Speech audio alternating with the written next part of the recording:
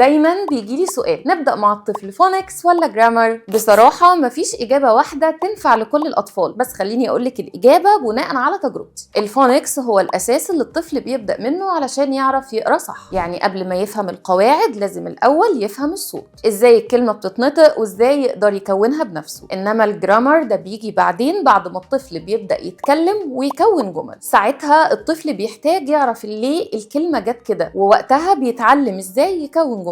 لكن في سندباد جينيوس احنا مش بنفصل بين الاتنين، احنا بنمهد الطريق من بدري جدا. يعني واحنا بنعلم الطفل فونكس وكلمات جديدة بنديله قواعد بشكل بسيط من غير ما يحس، اكننا بنزرع البذرة الصغيرة اللي هتكبر بعدين. وعشان كده الطفل لما بيدخل على الجرامر ما بيتصدمش، وبيلاقي الموضوع سهل، وبيلاقي نفسه فاهم ومبسوط، وكمان بيكمل بثقة. وفي الاخر هتكتشفي ان سر التأسيس الصح مش في انك هتبدأي بايه، لكن انك تمشي مع الطفل بخطوات ذكية زي اللي بنمشيها في سندباد جينيوس.